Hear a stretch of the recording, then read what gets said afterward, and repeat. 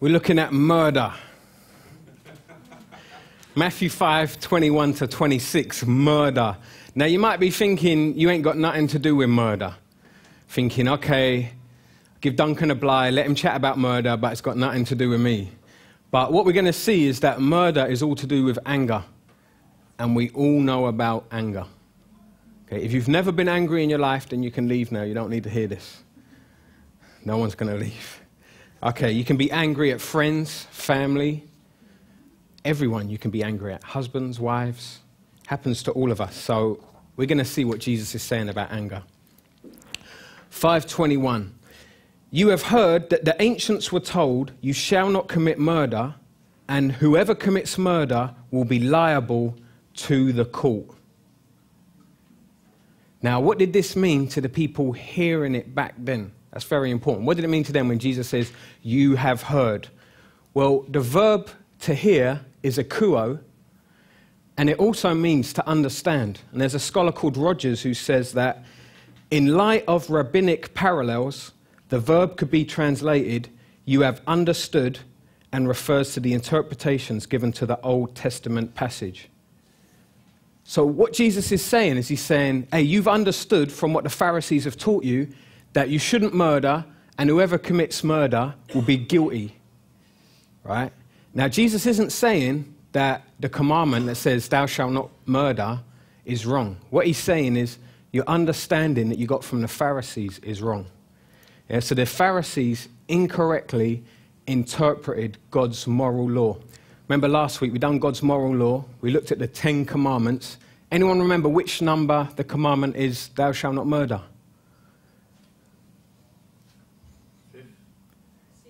Sixth. That's right, yeah, sixth. Well done. Right, okay. Now, it is true, Exodus 20:13, you shall not murder. God definitely said that. But the way the Pharisees were teaching it to people was putting the emphasis on the being found guilty if you murder someone and you'll go to court business. So rather than just saying, yeah, thou shalt not murder, it was more like, hey, if you murder, you will be guilty. You'll go to court. You'll be guilty. And it's putting all the emphasis on being found guilty if you murder. And what they're doing is they're overemphasizing this. Try and explain this. I'll give you an example. My daughter Jada, right? Imagine if, as I'm bringing her up, all I ever say to her with regards to her dealings with other people is, Jada, don't ever kill anyone, okay? You mustn't, if you kill someone, you'll go to Wandsworth Prison, right? Don't ever kill someone. And if that was the only thing I ever said to her about discipline, imagine how she'd be. Like, do you think that would stop her picking on people in the playground? Do you think it would stop her flicking people's ears in the classroom? Do you think it would stop her getting into fights? No, because the whole time, all I'm saying is, make sure you don't murder.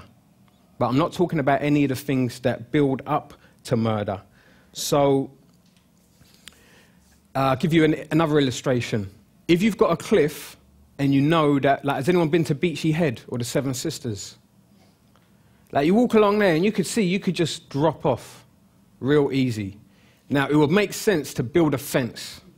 Okay, it makes sense. But if you build a fence, you don't build it right on the edge of the cliff, do you? Because the kid goes up, playing on the fence, doing this thing, and then suddenly the fence breaks and he's in the water, 200 feet below with the rocks.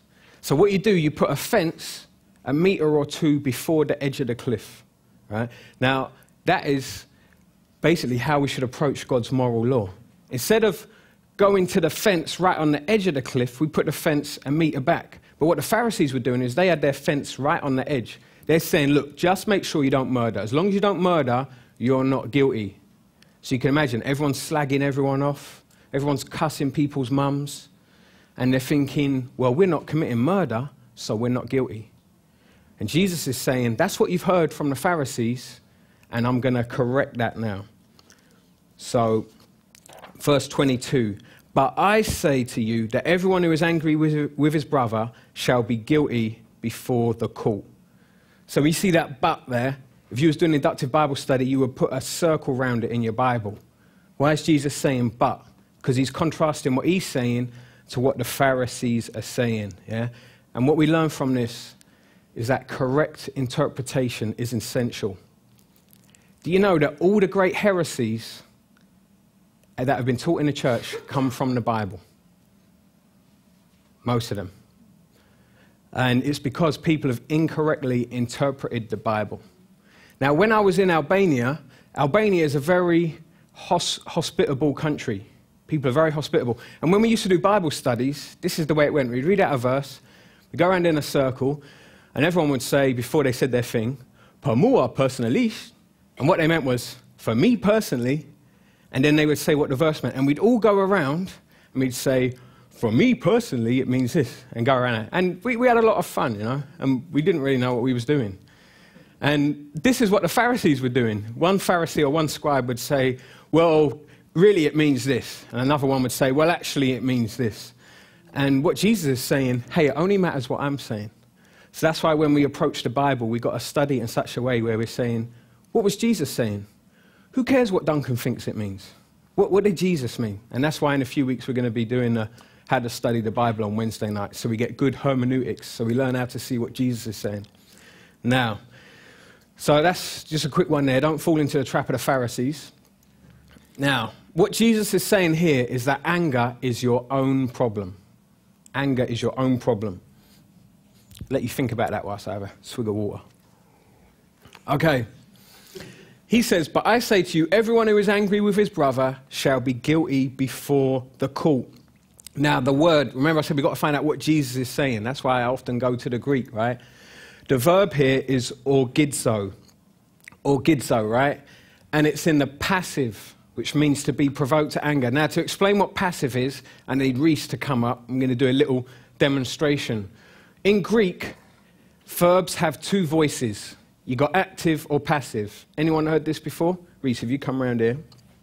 Right. Now, I'm going to hit Reese. And this is an example of an active verb, right?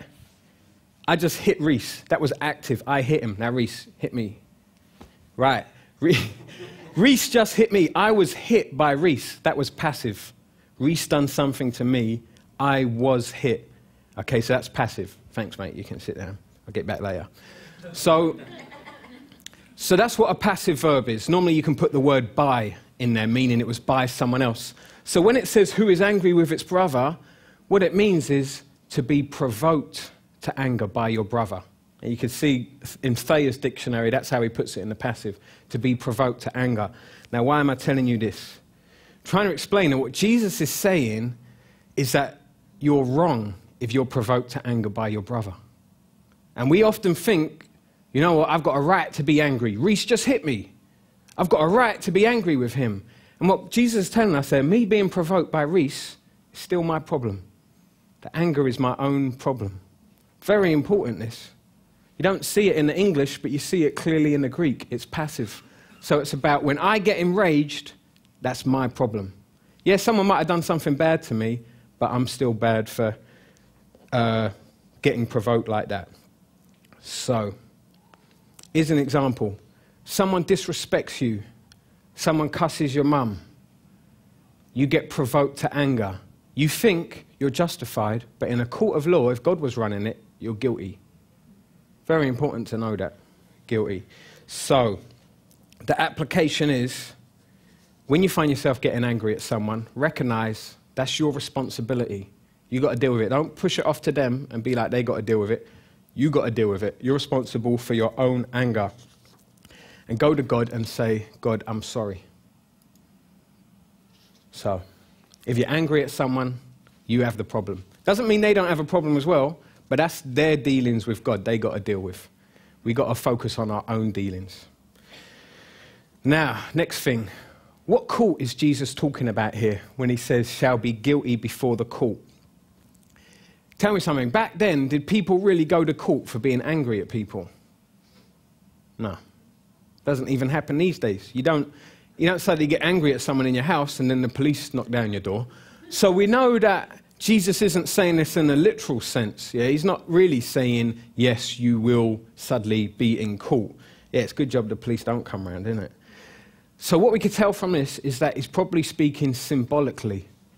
Right? And I reckon it'd be one of two things. It's either symbolic of judgment they will receive from God, or it's symbolic of consequences for their actions. And it's quite tricky, really, to know what Jesus means here. But those are two suggestions I make there. It's either talking about judgment they receive from God or consequences as a result of their angry actions. And what we're going to see today is that these grow, they escalate. As we get through the story, Jesus is telling us they get worse and worse. So check out the next verse. Second part of Matthew 5:22. And whoever says to his brother, "You good for nothing," shall be guilty before the Supreme Court. Notice how it's gone from court to Supreme Court now. Now, what's another change between this and the verse we looked at before? He's actually saying it. Saying something this time. So it starts off, you're provoked. Maybe you don't say nothing to them. And then it grows that you actually say to them, you say something to them. So what we can see here is that nasty words are a product of anger. Nasty words are a product of anger. Everyone's got their excuses. It's the people I was hanging around with today. They say these things and it just slipped out. But we've already seen a few weeks ago, it's all to do with what's in your heart, where your words come out. And this is why it's so important to live out the first few verses Jesus was teaching us the weeks before about being pure in heart. Because otherwise we're going to have nasty words come out. So realize the progression. It goes from anger to then saying something. So next time someone insults you and you want to insult them back, just recognize that. You've got a choice. You can either deal with your initial provocation or you can let it grow and just say something nasty back to them.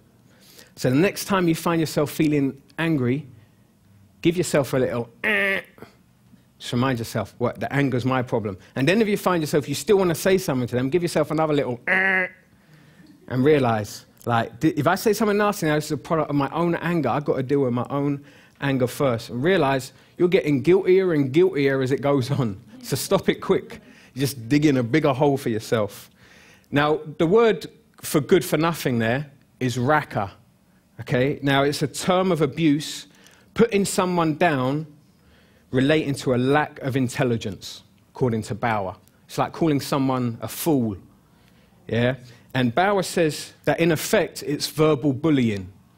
So it could be anything. Anything you say to someone that's putting them down, that's it. That's verbal bullying. You don't have to punch them like Reese did. You can just say something nasty to someone. And God's saying you do that, and you're guilty. He says it's wrong. Now, these times, we might not say raka to people, and we might not say numbskull, but these days you probably say idiot. And Jesus is saying that's wrong. That's wrong. You don't say that to people. Now, next part of that verse, 22, part C, if you like. And whoever says, "You fool," shall be guilty enough to go into the fiery hell. Now, this is another word here. It's the word moros. Does that sound familiar to anything? Moron. Yeah. Don't call people a moron, right? Now, what we're seeing is this is the next step up in the language in those days. So it could be like you start off calling someone an idiot, and next minute you're like, "You muppet," or whatever, you know, it just gets worse and worse. And that's what happens with anger. It just keeps going on, escalating, getting more and more guilty all the time. So what we need to see here is that anger will grow if not stopped. Anger will grow if not stopped. People say that phrase, "time will heal all wounds." Nonsense. I don't say that anywhere in the Bible. That is, anyone who was at a Bible study the other night, that is what they call folk theology. Like when people say God helps those who help themselves. That's a complete heresy. God helps people who can't help themselves to go to God for help. But people keep saying it and passing it on. And someone says, "You don't worry, time will heal all wounds." Rubbish. You need to deal with your anger. You and God have got to sort it out. So, we're playing with fire when we don't deal with our anger, because it's just going to make things worse and worse for us all the time. Trust me, I know. An example of this is all the protests that have been going on around the world lately. Yeah, it starts off, people are annoyed about a cartoon that's written. Next thing, people are putting up banners in central London demanding that people will be executed because of these cartoons. And now you find that X amount of people have died in all these protests.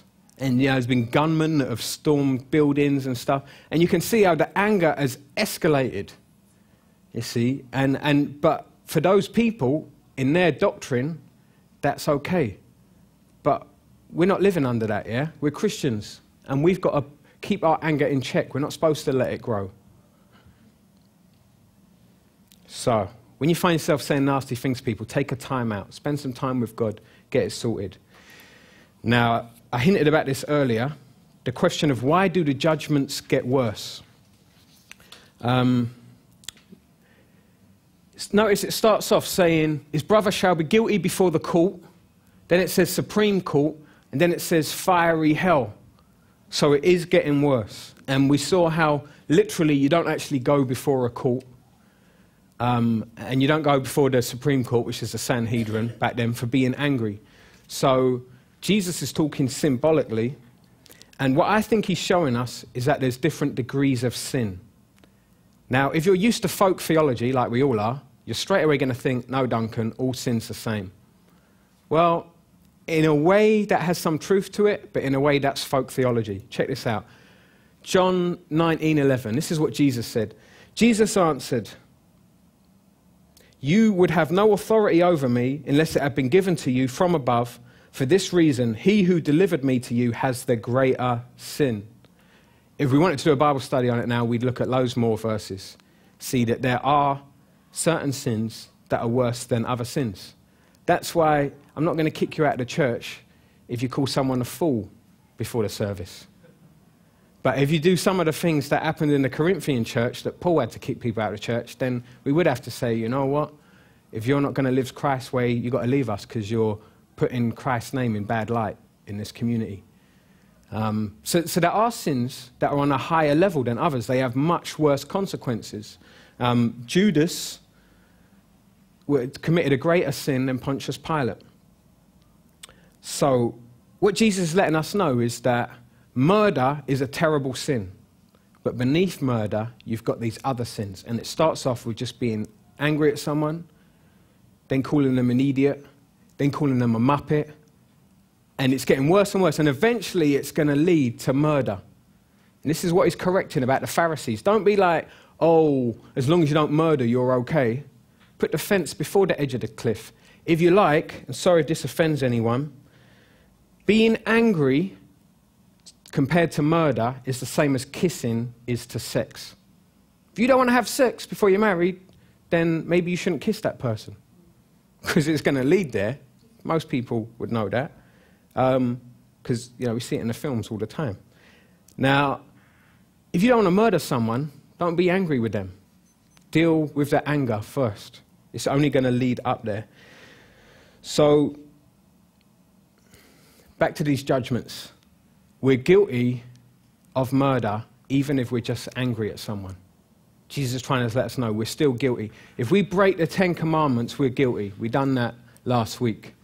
Break God's moral law, we're guilty. So sometimes you hear people say, oh, I'm a good person, I've never murdered anyone.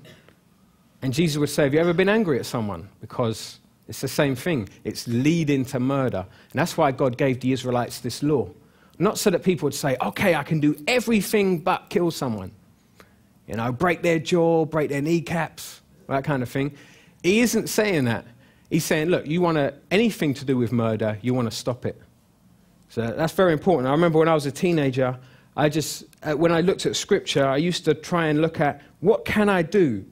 What am I allowed to do? And this is what the Pharisees are doing, coming up with rules saying, okay, we won't kill anyone, but we'll be nasty to people. And God's saying, that's not how you're supposed to approach the law. And now Jesus gives us 2 stories to help us understand how this works. Verse 23. Therefore, if you see a therefore, you ask, what is it there for? Okay, very important. So if you was doing inductive Bible study at home, you would underline this, therefore. So you realize this is to do with the same thing. It's not a separate story. It's to do with the same thing. Therefore, if you are presenting your offering at the altar, and there remember that your brother has something against you, leave your offering there before the altar and go. First be reconciled to your brother, and then come and present your offering. Okay? Now, notice that it says that your brother has something against you, okay? I've had people come up to me and share something that I didn't know about at all. They've just said, Duncan, you know, I used to really hate you because of this, that, and that, and I got convicted, so just want to come and say sorry. It's like, oh yeah, thanks, bruv. Like, you know, now that is kind of like, whoa. And sometimes people do that in a passive-aggressive way, in a way that they are actually trying to, like that, stick the knife in and twist it. But if someone has actually, they've done something and they know I've got something against them now, then they need to come to me and say, Duncan, when I called you a muppet the other day, I'm sorry about that. That kind of thing. That's what it's talking about here. Remember that your brother has something against you. So you don't go and bare your whole soul to everyone and say, yeah, you know, the first time I saw you, I thought you were really stupid. But now I know that you're intelligent. I mean, what are they supposed to do with that? How does that edify? You know, so, yeah, I'm not recommending that. What it's showing us here is that you shouldn't try to fool God. Don't try and fool God. God isn't interested in our religious practices if we got beef with other Christians. He's really not interested in that. We can come to church, we can worship, we can do communion. We'll be doing communion later. And God's saying, you know, there's no point. Don't try and fool me. If you've got a problem with your brother, then I'm not interested. And it appears here it's talking about relationship to your brother in the sense of Christians. Because if you look at this, 1 John 3, 14 to 16, the Apostle John writes, we know that we have passed out of death into life because we love the brethren. He who does not love abides in death. Everyone who hates his brother is a murderer. I read that again. Everyone who hates his brother is a murderer. And you know that no murderer has eternal life abiding in him. We know love by this, that he laid down his life for us, and we ought to lay down our lives for the brethren. So we're disrespecting God when we got beef with other Christians, because we're saying, I'm not going to put up with that guy. And God's like, well, I put up with him. I let my own son die for him, so why can't you put up with him? So he's like, well, you're just a murderer if we got beef with other Christians. So the application is, there's no point doing all the Christian stuff when you got beef with other Christians. Yeah, don't try and fool God. Don't put your hand in the air and be like, God, you're wonderful. Because God is just like, look, my word says you shouldn't have beef with other Christians. So if you're saying I'm wonderful, you should listen to my word and obey it. So go and sort out that business you've got with whoever it is. Make peace with that person. So, up to this point, Jesus has been telling us that we shouldn't be angry because it's God's moral law. Now, Jesus knows that a lot of us don't really care about that. It's like, so what? It's God's moral law. I don't care. Jesus knows we're hard of heart. So then he gives us another story which shows us how it's beneficial for us to follow his teaching. And that's the way God's law always works. It's always beneficial at the same time. Like, for example, you're not supposed to have sex outside of marriage. Some people say, it's no fun being a Christian, you can't do that. Well, given the fact that a lot of us have come from families where our parents weren't married, we all know that that's a very good moral law that God gave us. And more of us would have grown up with dads if everyone had stuck to that. And that's the universal problem around London at the moment. No one's got a dad. Where are all the dads? You know? So when God gives us laws, there's always a beneficial reason for it. He's doing the best thing for us. So let's look at this next story. Matthew 5:25.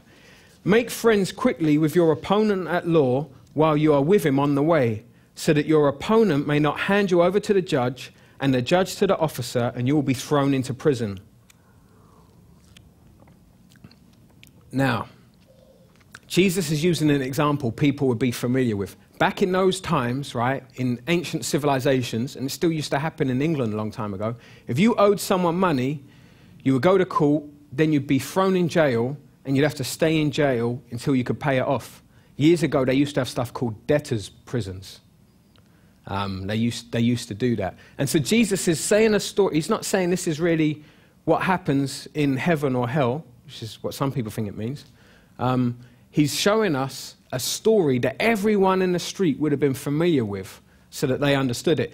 Probably if Jesus was around London today, he would have said something like, if you owe money to a loan shark, then you want to make friends with him quick, because the bailiffs are going to come round, or the boys are going to come round, they're going to break your fingers, and then they're going to come around next week and break your legs. And, you know, he would have told it in a way that people understood.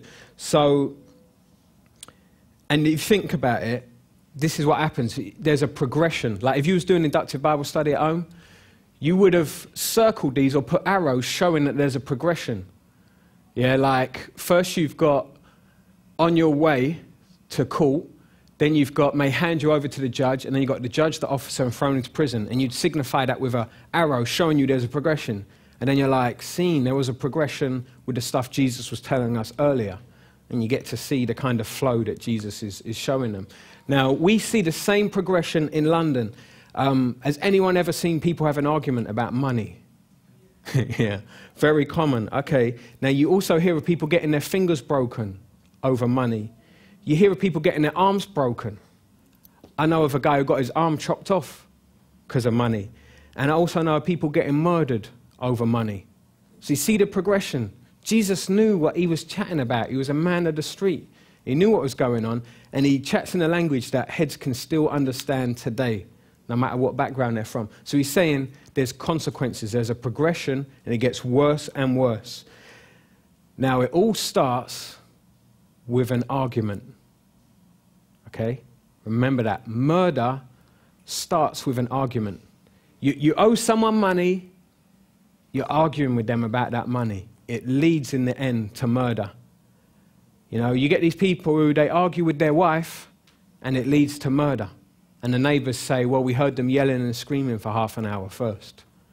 You know, that is why God's given us this very sensible moral command. Don't murder. And the way to apply it is don't deal with your anger. Don't even let your anger grow, because it's heading towards murder. So, it's important to realize in every angry situation, you've got two paths. First is to be angry. You can do that. The next one is to make friends. And he says in 25, make friends quickly with your opponent at law. Those are your two choices. All right? I should get a Nobel Peace Prize for putting this up on the screen. You don't need Dr. Phil, right? It's here in the Bible. You can either be angry or you can make friends. Everyone got that? What's the first one? Angry. Second one? Right, remember that. Remember that. Any dodgy situations you're in, be like, I can get angry or I can make friends. That is what you need to do. So that's for us on the streets of London. There's bare times we can get angry in London, especially if you drive a car. You know, so many situations we can get angry. You know, British people, we're obsessed with the whole queue thing, aren't we? Yeah, Bill, he's pushing in. What are you going to do about it? You know, suddenly people are punching people because someone pushed in front of them in the queue. Now you've got an option. You can be angry or make friends. I did actually make friends with someone once in a queue at a kebab shop, pushed in front of me. And we've been there for a long time. It's one of those queues that was going out in the street. And I said, oi, get back. And he tried arguing a bit, and I said, look, we've been here a long time, come on, get back. And the guy went up to me later, and he shook my hand. He said, you know, I just want to say I've got enough respect for you. You know, because no one else said anything when I pushed in front, but you did. And we start chatting. He's like, where are you from? And this was out at the seaside. And I'm like, from Roehampton. He's like, really? I'm from Southfields. And we're chatting, and we made friends. Now, wasn't that better than if I had said, oh, I'm going to punch your lights out? And then he said, no, I'm going to punch your lights out. You know, and then we got broken teeth. We can't even eat our kebabs later. There was no point in queuing up. So we got that choice. Whenever you're in a situation, you can be angry or you can make friends. And it's better to make friends, because making friends doesn't lead to murder. Now, verse 26, the next bit. Truly I say to you, you will not come out of there until you've paid up the last cent. Now again, this is talking about if you was in prison for owing money. Jesus is saying you won't come out till you paid the last bit of money you owe. Now remember, he's being symbolic here. He's using a story that we'd understand so he can teach us a spiritual truth. What he's saying is, you can't avoid the consequences of anger. It's important to note, you can't avoid the consequences of anger. We sometimes think we can brush our anger under the carpet. And you know that phrase where people say about going postal? Everyone familiar with that? They use it in America.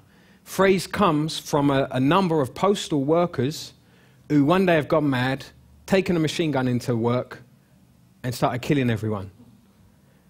And it's people who have... It's not like people are like, oh, yeah, he was a real nutter. He used to watch those Rambo films. And all that. It's like that. It's people who are just every day doing the mail. Maybe the boss gives them a hard time. Maybe they're annoyed that people don't come down and open their doors in time for them or whatever. And then one day they just snap because they've been brushing their anger under the carpet all this time. Now, me, I'm not like that. I mean, I'm just, it all comes out. So you know if I'm angry. That doesn't mean it's right. It's still wrong. But in this instance, I'm just showing you can't avoid the consequence of anger. So don't try and brush it under the carpet. There will be consequences. Here's some consequences you can get. You might not be safe. Your family might not be safe. You think of women who've been shot because they're, or like that little girl who got shot last year because her dad was a gangster, you know. And that's happening now. Little girls, 3 years old, are getting shot because their dads are gangsters. Those are consequences that happen. You murk someone on the street, and later you're in your car, and bullets come into your car, and your family's dead. That's one consequence. There's something I learned very early on living in a block of flats. You never know who's going to get in the lift with you. You know, you could be rude to someone, and then the next day you're waiting at the lift, then they come along, they're waiting for the lift, and either you're in a dodgy situation or it's just plain embarrassing. You got beef with that person. It might be you have a problem with their friends. You got the same friends, birthday party's been planned, you can't come because they're come, or someone can't come to the wedding because someone else is going to be there. There's loads of consequences. It might be that you can't go to the same church. That's another consequence. It might be that you get bitter. And I think that's a really important one, knowing that we get bitter with anger. The other thing is you're sinning against God. So that's very important. Now, just quickly say, we're going to go to the conclusion now, but before, I just want to make it clear, this isn't talking about purgatory. This isn't actually the verse that the Catholic Church used to argue purgatory. They use a verse in the Apocrypha, which I won't bother reading out. It's not inspired scripture, but it's a story of a guy who finds his soldiers who are dead, and he realizes they've committed a sin. So he prays for them so that they'll still be okay in heaven. But there's another bit in the Apocrypha that says that when the people die, that they end up being in grace straight away. So even the Apocrypha disagrees with it. But to make it clear that this isn't talking about purgatory, if anyone says, yeah, what about purgatory? Oh, and by the way, purgatory is the idea that you're still not purified when you die. You need to be punished a bit to purify you before you can go to heaven. Now, Jesus said to the thief on the cross in Luke 23:43, "Truly I say to you, today you will be with me in paradise." He didn't say to him, you're going to be in purgatory. And John 19:30, it says, this is Jesus on the cross. It says, "Therefore, when Jesus had received the sour wine, he said, 'It is finished.' And he bowed his head and gave up his spirit." It is finished. Okay, the work was done then. You didn't need any more purification. That's why I take major issue with a lot of the TV preachers from America who teach us that it wasn't finished by Jesus' blood on the cross, that Jesus went to hell, took on the nature of a demon and had a battle with Satan. That is complete heresy. It's a gospel other than the gospel that Jesus preaches. So, remember, all the heresies come from the Bible, but misinterpreted. So, we're going to conclude. Prison break. Have you ever seen the guy who comes out from prison for the weekend? And you say to him, "You are going back, aren't you?" And they give you that look. They go, not quite like that, because I've never been in that situation where I've done that. But they give you that look where you know that they're not going back on Sunday afternoon. They're going to stay out. Even if they only got 6 months left, they're not going back to jail. Now, those people, when they do a runner, they spend the rest of their life having to listen out for any creak outside the door. Car pulls up outside the house. Is it the feds? You know, your whole life is like that because you can't avoid the consequences. And that's what Jesus has shown us. We can't avoid the consequences of anger. So we got a choice. We can deal with our anger, or we can be like the guy who escapes from prison, spends his whole life worried that the feds are coming after him. So we shouldn't try and sidestep the issue of anger. We need to deal with it. Now, it could be you don't like dealing with confrontation. But, Jesus is saying that we have to be real about our anger and we need to deal with it. So if you don't like confrontation, you've got to pray that God will give you the strength to deal with it. But otherwise you could end up like a postal worker, right? You make our church look really bad. Make Jesus look really bad. Okay, on the other hand, you might be the kind of person that's always telling people you're mad at them. And in which case, it might be you need to be like, hang on a minute, that anger is my problem, I need to deal with that. So remember, anger is your own problem. Anger is your own problem. Nasty words are a product of anger. You can't blame your nasty words on other people. Anger will grow if it's not stopped. And don't try and fool God. He's not interested in us taking communion. We've got beef with people. And finally, you can't avoid the consequences of anger. Can't be done. Now, this is very important stuff, but you might be thinking, yeah, but how do I not get angry in the first place? What about that? Well, that's what we done weeks ago when we did the law of the new street. Okay, so if you're still on that one, go back, look through what we studied about that. It's very important stuff. That's why Jesus gave us all that stuff at first about mourning over your sin, about being meek. If you remember, part of meekness was realizing that you could have ended up in the same situation as the person who's wronged you. That helps you deal with anger. Because you realize, yeah, that person really hurt me, but I could have ended up like that as well, and I could be really bitter. So it's essential to go back to the first things Jesus taught us, which is in verses 3 to 16. We've got to live that stuff out. But for today, Jesus is mainly explaining to us how anger works and how we've got to understand how it works and realize that we're guilty of murder when we're angry.